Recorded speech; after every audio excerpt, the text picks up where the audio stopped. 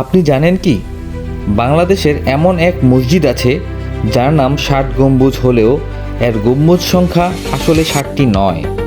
কেনই ভুল নামকরণ আর কেনই বা একে বলা হয় পাথরের মহাকাব্য?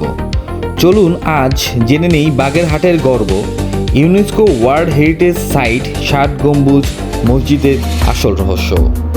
আজ থেকে প্রায় ৬০০ বছর আগে ১৫শ শতাব্দীতে পীর খান জাহান আলী রহমতুল্লাহি আলাইহি এই বিশাল স্থাপনাটি নির্মাণ করেন।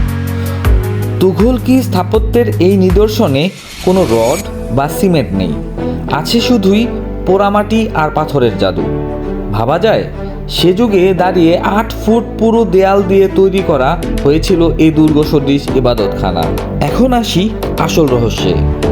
আপনি যদি গম্বুজ গুনতে বসেন তবে পাবেন মোট ৮১টি গম্বুজ। তবে এর নাম কেন ৬০ গম্বুজ?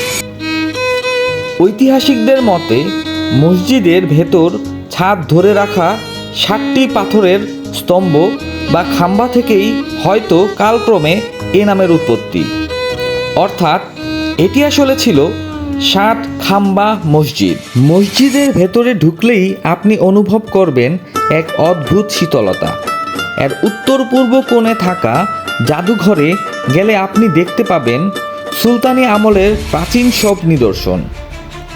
যারা ভ্রমণ ভালোবাসেন তাদের জন্য বাংলাদেশ পর্যটন বোর্ড এর তালিকায় এই স্থানটি থাকা বাধ্যতামূলক। আমাদের পূর্বপুরুষদের এই অসাধারণ নির্মাণ শৈলী কি আমাদের আরও বেশি সংরক্ষণ করা উচিত নয়? আপনার মতামত কমেন্টে জানান। আর এই স্থাপত্যটি যদি আপনার ভালো লেগে থাকে তবে ভিডিওটি শেয়ার করে সবাইকে দেখার সুযোগ করে দিন। দেখা হচ্ছে পরবর্তী ভিডিওতে। Stay with me and stay safe.